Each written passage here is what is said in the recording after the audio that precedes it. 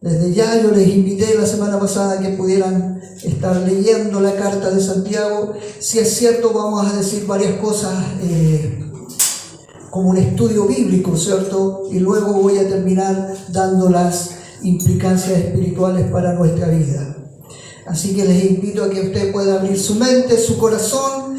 La epístola de Santiago enseña no cosas doctrinales como la salvación, el perdón, la misericordia, pero sí enseña asuntos prácticos, que cómo tenemos que actuar y cómo tenemos que vivir como cristianos. ¿Ya? Así que ahí vamos a estar trabajando en la epístola de Santiago. Si tuviera que ponerle un título a la serie, sería la sabiduría que proviene de lo alto. Y es lo que necesitamos hoy en día, que el Espíritu Santo nos dé sabiduría para poder dirigir nuestra vida y nuestro corazón de acuerdo a la voluntad de Dios y no de acuerdo a la voluntad de los hombres. Santiago, o la epístola de Santiago, viene después de Hebreos, casi una de las últimas, no las últimas, pero está dentro de las últimas libros de la Biblia. Y nos vamos a enfocar hoy día solamente en un versículo. Santiago capítulo 1, versículo 1. Hoy vamos a hablar sobre la introducción a la carta de Santiago y ahí después vamos a ir, Dios mediante, hablando sobre toda la carta. Santiago capítulo 1, versículo 1. Si usted no la tiene ahí en su Biblia, ahí va a aparecer en la pantalla. Y la leemos en el nombre del Padre, del Hijo y del Espíritu Santo. Amén. Salutación. Santiago, siervo de Dios y del Señor Jesucristo, a las 12 tribus que están en la dispersión, salud. Esta es la introducción al libro de Santiago, donde el apóstol hace un saludo a la iglesia. La iglesia aquí, hermano, no es una específica, sino es que para todo cristiano de todos los tiempos que pueda leer esta carta. Parto diciendo cuántos de los que estamos aquí presentes, cuando fuimos niños y algunos no tan niños, teníamos el deseo de frotar una lámpara y que saliera un mago y que nos concediera 3 deseos. Más de alguno cuando a lo mejor fue niño tenía este deseo, este anhelo. Hay incluso algunos que sueñan en algún momento ganarse un premio a lo mejor del loto, del quino, o que llegue una herencia y que pueda cumplir todos nuestros deseos que nosotros necesitamos. Quizá una casa, quizá un auto, quizá no tener problema económico. Otros pensarán, aquí con esto yo no trabajo más, por lo tanto vivo de las rentas. Quizá esa era el sueño o es el sueño de más de algunos de los que desean este tipo de experiencia. Pero hay un hombre que, si es cierto, experimentó algo parecido, pero infinitamente fue bendecido por parte de Dios, y ese fue el hombre llamado Salomón, descendiente de David, donde Dios mismo le dijo que le pidiera todo lo que él quisiera y Dios se lo iba a conceder. Esto aparece ahí en Primera de Reyes, capítulo 3, de los versículos 5 en adelante. Después ustedes lo pueden leer ahí en su casa. Y Salomón solamente pidió una cosa. Le pidió entendimiento y le pidió sabiduría. Le pidió un corazón para poder entender las cosas de Dios. Y Dios no solamente le concedió esto a su vida, sino que también le trajo riquezas y prosperidad. De hecho, Salomón, después de Jesucristo, ha sido el hombre más sabio de la tierra. No ha habido ningún hombre más sabio humanamente que Salomón. Guió al pueblo de Dios en prosperidad. Los hombres y las eminencias se postraban delante de él. Viajaban kilómetros y kilómetros para poder escuchar a este hombre con la sabiduría que Dios le había concedido. De hecho, si usted lee, por ejemplo, el libro de Proverbios, el libro de Eclesiastés, son obras de parte de Salomón, y usted va a encontrar sabiduría, una enseñanza tan sabia y práctica para nuestras vidas, cosa que a veces no lo leemos porque no lo entendemos o no queremos entender. Pero cuando usted le pide al Espíritu de Dios que le dé el entendimiento para poder entender esos libros, usted va a encontrar riqueza para su propia vida. Hay algunas partes del libro del Salmo que también escribió este rey. Solamente tenía que hacer una cosa para que esa sabiduría pudiera permanecer en él, y era no desviarse de los caminos del Señor. Y todos conocemos la triste historia de Salomón. ¿Cómo terminó? Y por culpa de él y de sus pecados vino la división al pueblo de Israel, vino la decadencia al pueblo de Israel y vino todo lo que aconteció hacia el pueblo. Amados hermanos, esa es la historia de un hombre que pidió sabiduría y Dios se la concedió. Pero hoy en día nosotros no estamos pidiendo la sabiduría de Dios. Pedimos otras cosas. Que nos ayude, que nos liberte, que nos prospere, etcétera, etcétera. Pero hoy en día lo que menos pedimos es sabiduría aparte de Dios, para que podamos vivir y confrontar nuestras propias vidas. Voy a poner como ejemplo, puedo poner al matrimonio, al hombre, a la mujer, pero voy a poner a nuestros hijos. Nuestros hijos hoy en día, o la juventud, está siendo atacada sin pudor, ya sea en las redes sociales, en los juegos, ya sea en el internet, en todas estas cosas. En el mundo donde ellos están viviendo en la adolescencia están siendo atacados por estas nuevas ideas, la ideología de género, la sexualidad, etcétera, etcétera. Y a veces nosotros como padres no sabemos cómo dirigir a nuestros hijos.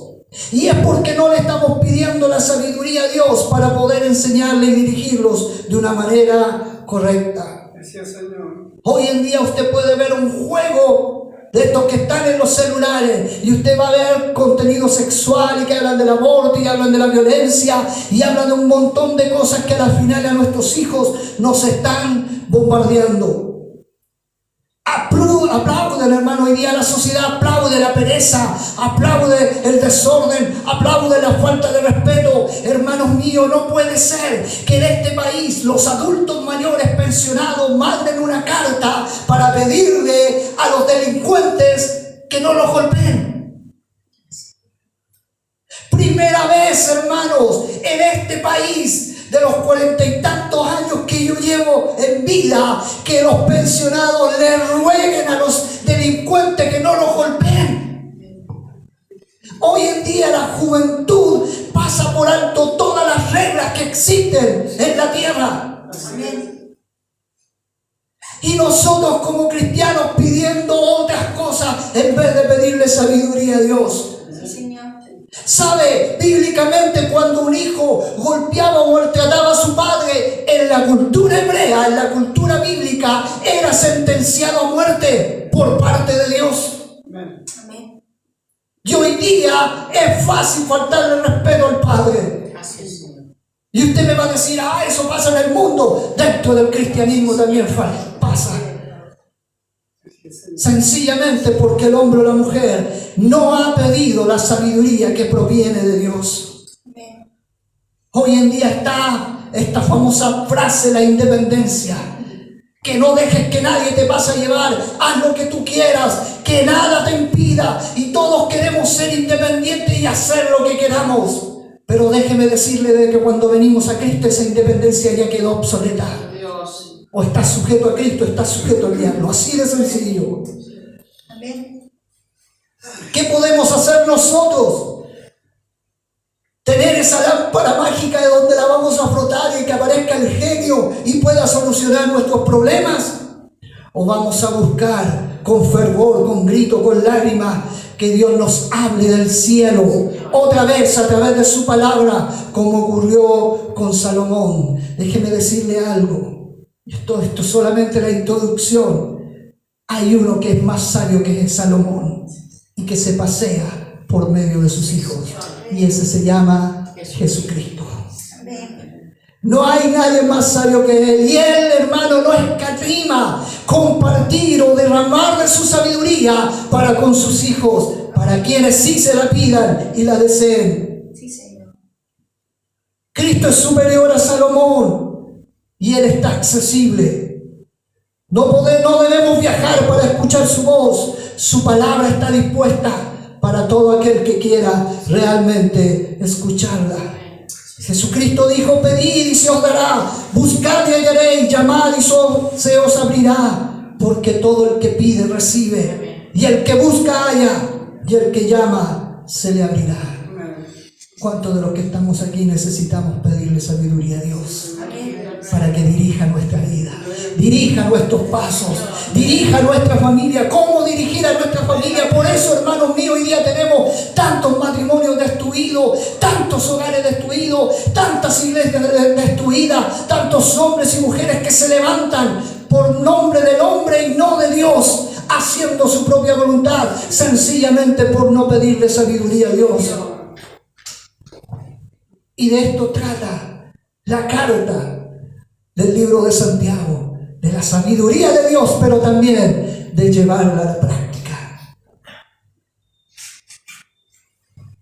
El tema central de la carta es precisamente ser sabio. Pero Santiago le agrega otra cosa.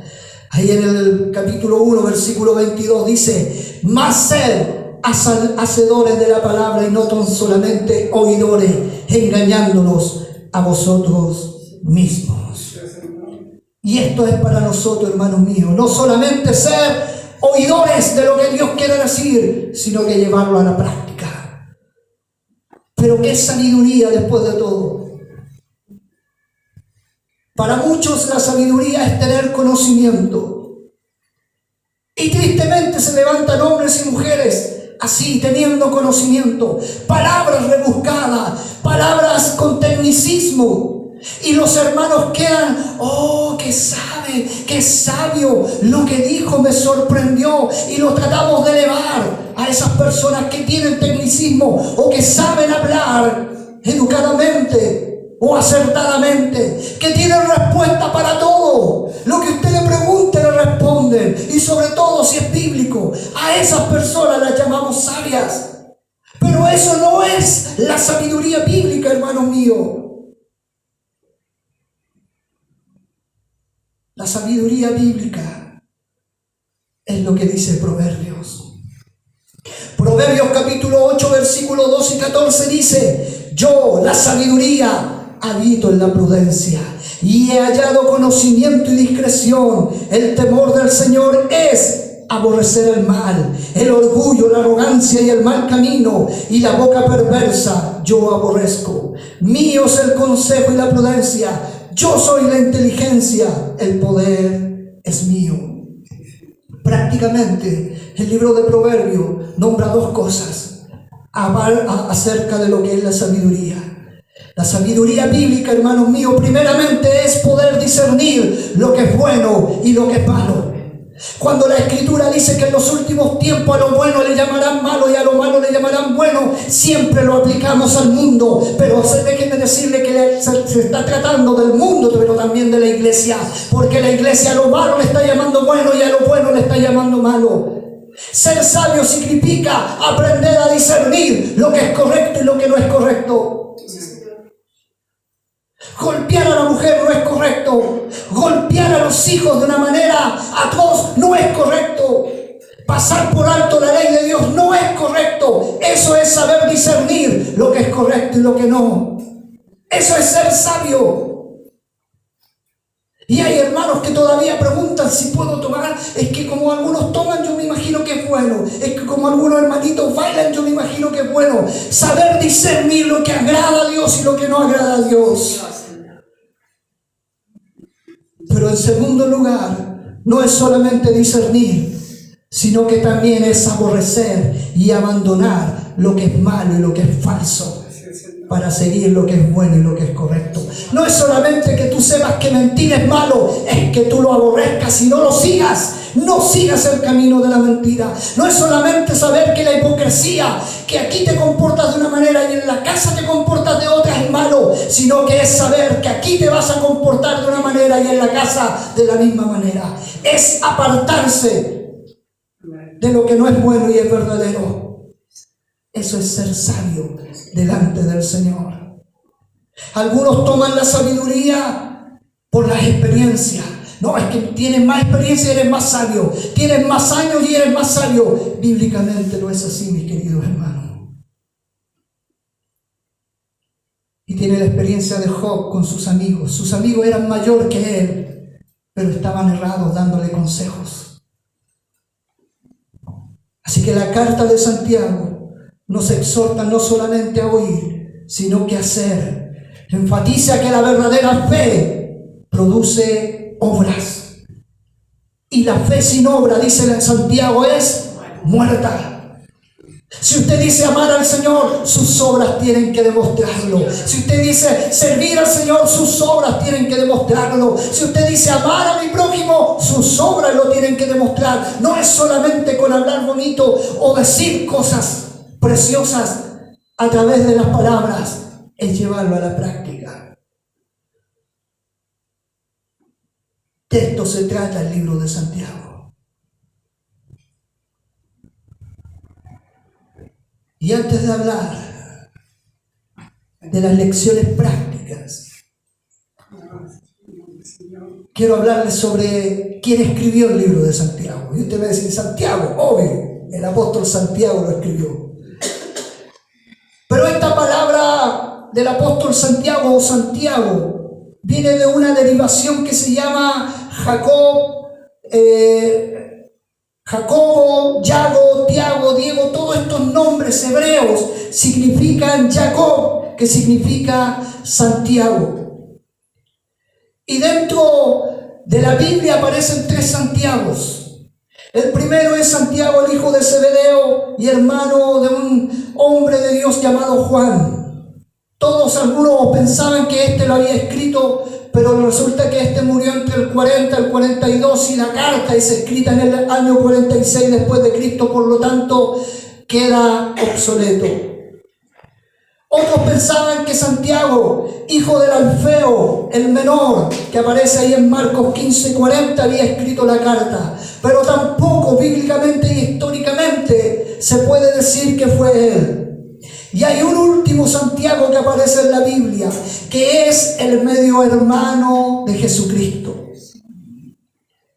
Históricamente y bíblicamente se dice que es él quien escribe la carta de Santiago. Y usted me dice, ¿para qué me interesa saber que fue el medio hermano de Jesús quien escribió la carta? Porque a través de esta enseñanza, que es el medio hermano de Jesús, viene una aplicación espiritual para cada uno de nosotros. Y aquí pasamos a la audiencia. La epístola de Santiago no está escrita a una iglesia local o a una iglesia particular, sino que está escrita a todos los hombres y mujeres que quieran aprender cómo vivir el cristianismo en sus vidas y cómo deben ser delante del Señor. Conocido esta pequeña introducción, voy a hablar de 3 puntos importantes para nuestras vidas. Y el primero es, de medio hermano, incrédulo a esclavo fiel. Santiago, el medio hermano de Jesús, creció con Jesús. Y usted me dice, ¿por qué medio hermano? Recuerden que Jesús proviene directamente del Espíritu Santo. Y Santiago es la relación entre María y su esposo. Santiago creció con Jesús igual que Judas, su medio hermano. Ambos vieron cómo era el Señor o cómo se fue desarrollando Cristo a través de su vida. Veían cómo Jesús era obediente a María, su madre. Santiago veía como Cristo, hermano mío, era diferente al resto de las personas. Por ejemplo, en su nivel de moralidad, de ética, Jesucristo desde niño ya venía siendo o actuando de una forma moral y ética correcta, como a Dios le agradaba. Lo veía como trataba a su madre, a sus hermanos, a la gente que estaba a su alrededor. Y de repente, cuando Jesús tiene 30 años, se declara como el Mesías esperado por tantos años para el pueblo de Israel. Hermanos míos, así muchas veces sucede con nuestra vida. Escuchen bien lo que les voy a decir. Nuestra familia que no está cristiana o que no es cristiana, muchas veces nos está observando. Nos está mirando, está a nuestro alrededor viendo cómo estamos actuando, cómo vamos o creciendo o vamos estancándonos. Y más de alguno no quiere seguir al Señor por nuestra actitud. Escúcheme bien, más de alguno a veces no quiere seguir al Señor porque ve en nosotros la verdadera realidad. Cada cristiano es como un maniquí puesto en lo alto de una vitrina donde todo el mundo está observando su vida, en el trabajo, en los estudios, en la casa, en la iglesia. Todos nos están observando cómo nos comportamos cada día. Y cuando ven algo pequeño en nuestra vida, un defecto, nos sentencian y nos usan para criticarlos. Pero ¿sabe? Santiago no veía nada de eso en Cristo. Siempre lo vio como alguien perfecto, alguien que hacía lo correcto delante del Señor. Ustedes podían decir, Santiago fue cristiano porque estaba al lado de Jesús. Santiago no creía en el ministerio de Cristo. Fue hasta que Jesucristo murió, resucitó, que Santiago se convirtió al cristianismo. Santiago, estando al lado de Cristo, podía haberle creído, podía haber estado con él, podía haber sido partícipe de su discipulado, pero él no le creía. Él estaba ahí.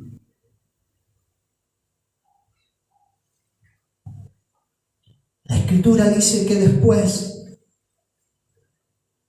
que Cristo resucitó, Santiago se volvió un hombre de fe y llegó a ser un líder de la iglesia que se estaba levantando. Escúcheme bien lo que le voy a decir, hermanos míos.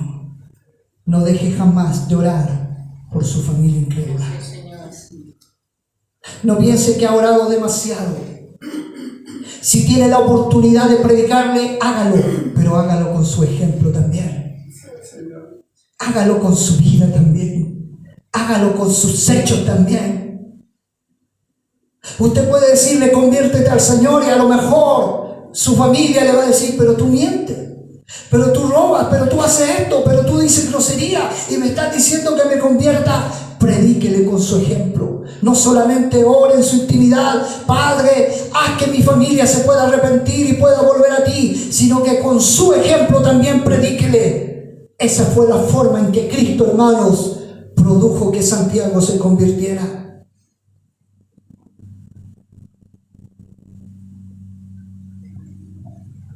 Nosotros nunca sabemos si nuestro familiar se va a convertir o no, pero es nuestro deber darle testimonio de que Cristo habita en medio de nuestras vidas.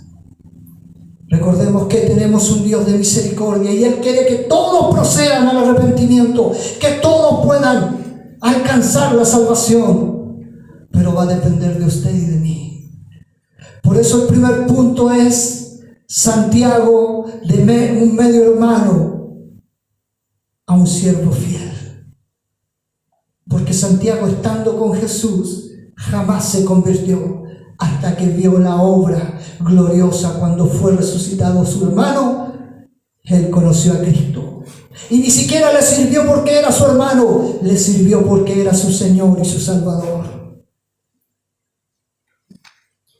La epístola de Santiago, hermano, está escrita para quienes sufren persecución, para quienes están dolidos, para quienes están siendo perseguidos. en medio del crecimiento de la iglesia. Por eso el segundo punto, la aplicancia para nuestra vida es: en medio de la prueba, obedece al Señor. A las 12 tribus que están en la dispersión, decía el versículo 1, cuando está hablando de la dispersión es que están pasando pruebas, están pasando momentos duros, la iglesia está siendo perseguida y los cristianos en ese momento tienen que esparcirse, tienen que irse, tienen que abandonar su tierra, tienen que abandonar inclusive a veces hasta sus propias familias por salir arrancando para no ser matados o torturados por el imperio. El capítulo 2 de Santiago, versículo 2 dice: tengan por sumo gozo, hermanos míos, cuando se hallen en diversas pruebas, sabiendo que la prueba de su fe produce paciencia, y que la paciencia tenga su perfecto resultado, para que sean perfectos y completos, sin que nada les falte. Cada uno de los que estamos aquí en algún momento vamos a sufrir algún dolor, alguna persecución, algún temor, alguna opresión. Pero eso que no te impida serle fiel a Dios. Que eso no te impida seguir al Señor. Y a lo mejor usted me va a decir: a mí hoy día no me persigue la ley, no me persigue el gobierno. Pero tienes pruebas, tienes luchas, tienes tormentas, tienes aflicciones, tienes enfermedades, tienes problemas a lo mejor económicos, culturales, con la familia. Se están levantando tormentos, pero que eso no impida que tú puedas seguir al Señor con honestidad y con fidelidad. Nadie muchas veces quiere estar con enfermedad. Nadie quiere estar con dolor, con opresión, con dificultades. Pero mire lo que dice el Salmo 119, versículo 71. Bueno es para mí ser afligido, para que aprenda tus estatutos. Muchas veces, hermanos míos, la humillación, muchas veces el problema, la situación trae bendición a nuestras vidas. Todos queremos que Dios nos prospere, que Dios nos levante y que Dios nos use, que Dios haga un montón de cosas buenas en nuestra vida. Pero déjeme decirle algo: Cristo fue humillado, y luego de que fue humillado, Dios lo exaltó. No hay transformación en santidad si primero, hermanos míos, no somos humillados. Escúcheme bien, Dios permite que sucedan cosas en nuestra vida. ¿Sabe para qué? Para que al ver nuestra fidelidad, Dios nos vuelva a levantar. Dios nos vuelva a prosperar y nos vuelva a honrar. A través de la humillación, a través de la situación, Dios, hermanos, trabaja con nuestro orgullo. Dios es un Dios de amor, pero también es un Dios sabio. Y ocupa esas cosas negativas para traer prosperidad y crecimiento en nuestra vida. ¿Usted quiere crecer? ¿Quiere que Dios transforme su vida? ¿Quiere que Dios use su vida? Primeramente va a haber algo que va a querer humillarnos, que va a querer ahí tendernos en el suelo. Pero cuando usted y yo somos fieles, Dios nos levanta. Así como son diversos los hermanos dentro de una iglesia, así también son diversas las pruebas. Por eso es necesario estar orando, por eso, hermano, es necesario estar buscando del Señor, por eso es necesario pedirle sabiduría a Dios, por eso es necesario tomar su palabra y ser dirigidos por ella. Sí, Señor. La carta de Santiago habla sobre el trato con los pobres, la paciencia, las obras, la oración, la murmuración, la amistad con el mundo. Ser hacedores de la palabra en tiempos difíciles. Porque hoy día podemos decir: yo sirvo al Señor, pero viene una situación y me aleja por completo del servicio a Dios. Puedo decir: yo tengo fe, que se levante quien quiera contra mí, yo estoy dispuesto a seguir. Pero cuando eso sucede, a veces queremos mirar atrás. Dios nos conoce a cada uno de nosotros y nos prueba de forma particular a cada uno de nosotros. No siempre es la misma forma para cada uno, pero el objetivo es uno: que usted y yo crezcamos. que usted y yo seamos transformados, que usted y yo seamos prosperados en Él. Y la tercera aplicación de este primer versículo es un esclavo fiel y un Señor. Santiago dice: Santiago, siervo de Dios y del Señor Jesucristo. Escúcheme bien, Santiago era el medio hermano de Cristo. Y él podría haber reclamado: como yo soy hermano del Mesías, yo necesito un título. Como algunos reclaman por ahí: yo soy pastor, mi hijo tiene que ser pastor. Yo soy próspero, el que está al lado mío tiene que ser próspero. Santiago podía haber tomado esa aplicación que a veces nosotros tomamos: yo soy hermano del Señor, por lo tanto yo necesito un puesto de líder dentro de los discípulos. Podía haber reclamado ese derecho, ser representante de Jesucristo. Podía a lo mejor haber tenido más autoridad porque conocía al Señor, porque era su hermano. Pero no es lo que vemos en la carta. Santiago, si es cierto, fue reconocido por los demás apóstoles, llamado columna de la iglesia. Fue reconocido como apóstol sin ser apóstol Santiago. Pero todo eso, hermanos míos, Santiago sabía que los primeros iban a ser últimos y los últimos iban a ser primeros. Santiago sabía, no solo por la enseñanza, sino que por el ejemplo, quien quiere ser el primero en las cosas de Dios debe ser el último. En otras palabras, que un siervo es el mayor cargo el cual un hombre puede llegar a optar. Y déjeme decirle algo: estamos llamados a ser siervos del Señor. Y cuando yo digo siervos del Señor, nuestra mente automáticamente viene y dice: los pastores son siervos. ¿Usted sabe lo que significa la palabra siervo?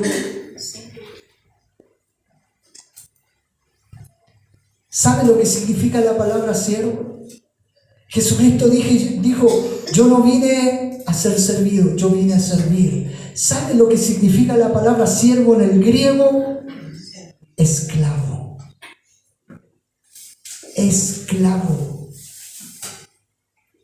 Y a veces nosotros somos siervos, es como que es un título que nos levanta. Ay, si supiéramos realmente.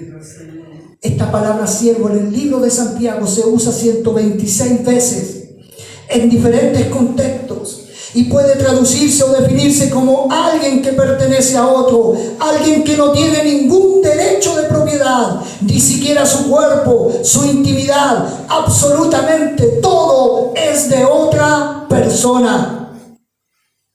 ¿Es usted un siervo del Señor? Escuche bien lo que le estoy diciendo. ¿Es usted un siervo del Señor? Ni su cuerpo le pertenece, ni su intimidad es suya.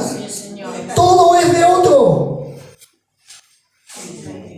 No es lo mismo, hermanos míos, que un empleado de hoy en día, donde va y firma un contrato, donde el dueño o el empleador tiene ciertas responsabilidades con el empleado y el empleado tiene ciertas responsabilidades o derechos con el dueño. Aquí no hay contrato. Desde el momento que usted aceptó al Señor, usted y yo pasamos a ser esclavos del Señor, siervos del Señor. O sea, no tenemos ningún derecho a reclamar ni a pedirle nada.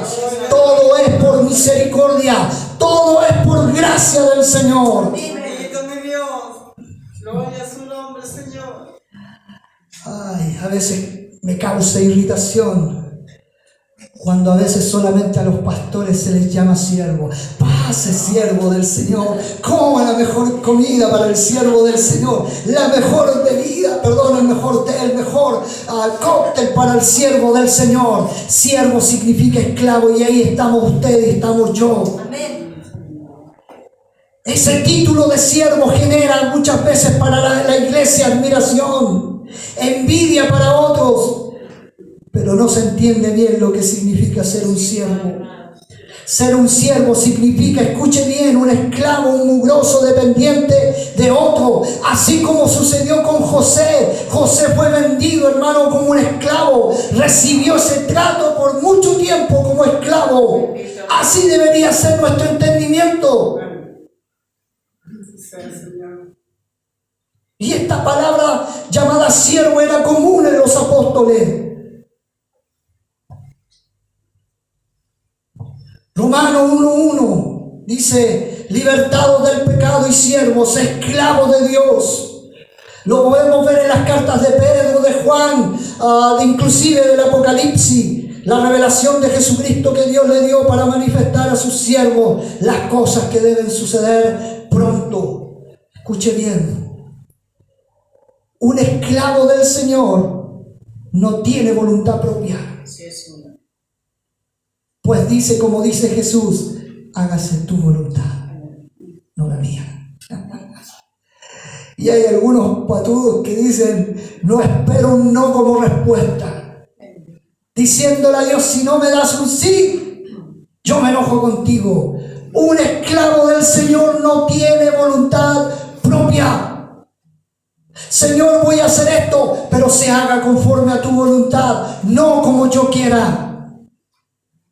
Un esclavo del Señor, escúcheme, sabe que no tiene ni siquiera comida ni un trozo de pan para el día, pero puede clamar el pan nuestro de cada día. Danos hoy. Un esclavo del Señor no considera como suyo ni siquiera su propio cuerpo. Porque 1 Corintios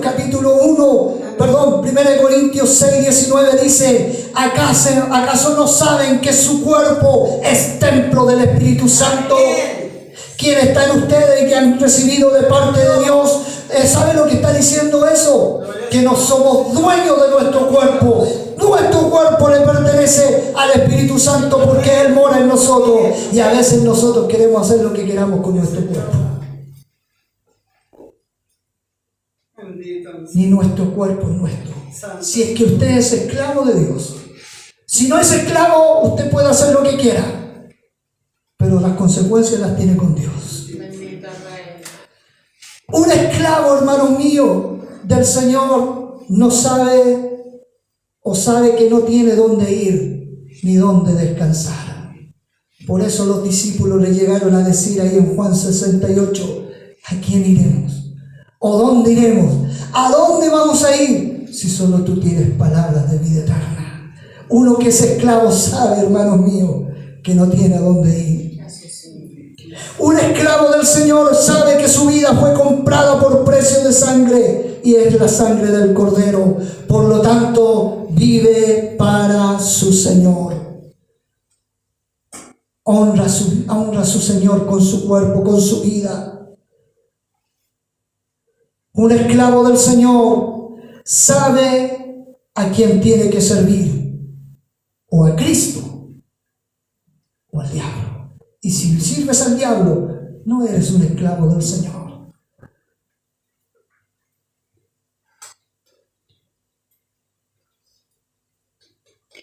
No importa el título, hermanos, más grande que usted tenga. Yo soy pastor, yo soy diácono, yo soy levita, yo soy aquí, yo soy allá. Estamos todos llamados a ser siervos. Y siervo significa esclavo. ¿Está siendo usted esclavo por Cristo? ¿Está siendo usted un esclavo por el Señor? Porque si somos esclavos por amor. No hemos sujetado a Él por amor. No hemos sujetado a Él porque Él ha dado su vida por cada uno de nosotros. Estamos llamados a ser siervos, hermano mío. Y el siervo, hermano, hace todo lo que su dueño le dice. No pone objeción, no se queja, no reclama, solamente obedece. Ahora la pregunta es, ¿estamos siendo siervos del Señor? ¿Estamos siendo esclavos del Señor? ¿Estamos sujetándonos a Él? ¿O queremos hacer nuestra propia voluntad? Aquí estamos en Dios presencia, Señor. Ser esclavo de Jesucristo no es solo de los domingos o de los sábados cuando hay discipulado. No es solo para pastores, maestros, diáconos, sino que por el contrario, el esclavo es de sol a sol. Llueve o haga calor, haga frío o esté temperado, de lunes a lunes. El esclavo de Jesucristo es aquel que está en la casa haciendo el aseo, lavando los platos o haciendo un montón de cosas. Es criando a los hijos en el campo, en la oficina, en los negocios, estudiando. Donde va es un esclavo del Señor y obedece solamente a su amo. Y viene esta parte del Señor del esclavo.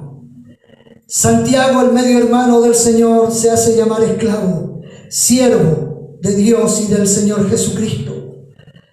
Sabe que Jesucristo es el dueño y no hay otro y no pertenece a nadie más su vida que solamente al Señor. Significa, hermanos míos, que nosotros también estamos llamados a someternos solo a Él. La Escritura dice que no puede de una llave correr dos aguas. O eres de Dios o eres del diablo. O sigues a Dios o sigues al mundo. ¿A quién ha decidido seguir usted? Usted lo sabe. Termino con esta lógica hoy día. ¿Usted sabe lo que significa la X de Malcolm, bien conocida durante años? Malcolm X fue un hombre que nació y se le pusieron como nombre Malcolm Little. Este hombre fue un valiente defensor de los derechos afroestadounidenses. Me enredé en la palabra.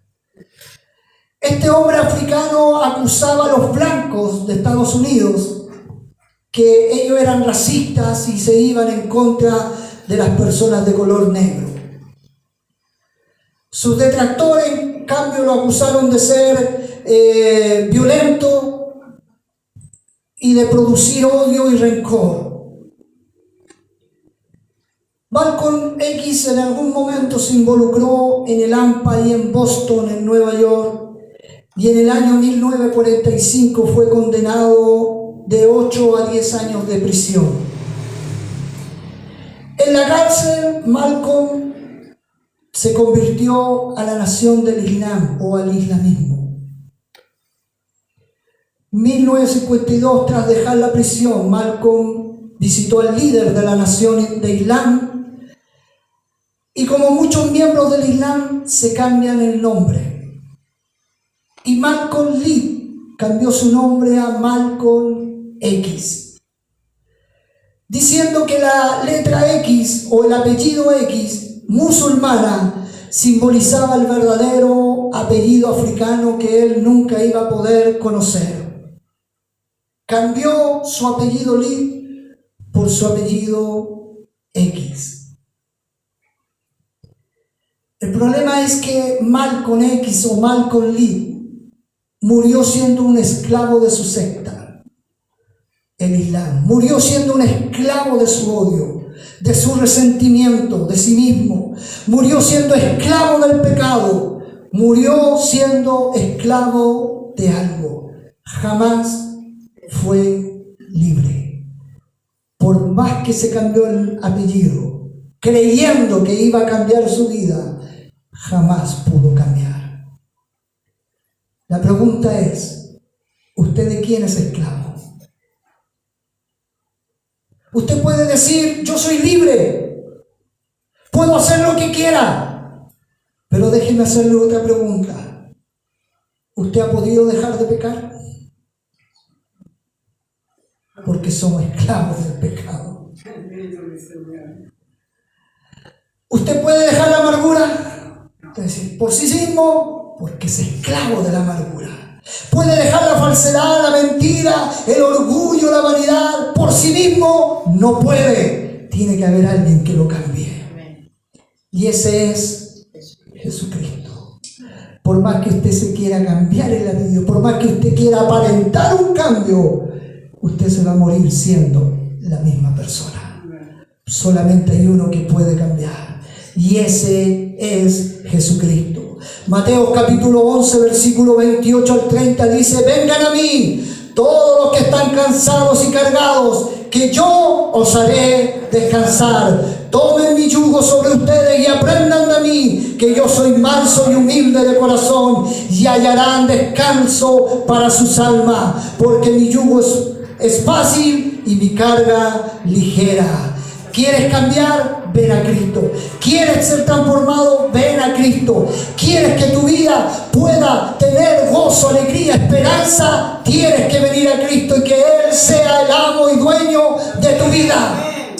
No pretendas, hermano, aparentar ser algo, porque nunca vas a lograr que pueda haber una transformación genuina en tu corazón. Solamente viniendo a los pies de Cristo y diciéndole: yo soy tu siervo y tú mi amo, haz como tú quieras, vas a ver la gloria de Dios manifestada en poder y en gloria en tu vida. No hay otra forma. Y si no, vamos a terminar igual que este tal famoso llamado Malcolm, aparentando cambiar, pero su corazón siguió siendo el mismo. Solamente hay uno que te puede transformar. Solamente hay uno que puede obrar en nuestra vida. Pero para que eso suceda, usted y yo tenemos que ser siervos, esclavos, por amor a Jesucristo. ¿Quieres ser un esclavo? No me lo diga a mí. ¿Quieres ser un esclavo? Ya sabe las consecuencias que va a tener que pasar. Usted va a perder todo. Va a perder todo. Pero va a ganar con el Rey de Reyes y Señor de Señores. Cierre sus ojos, hermano. Esta es la introducción a lo que es el libro de Santiago.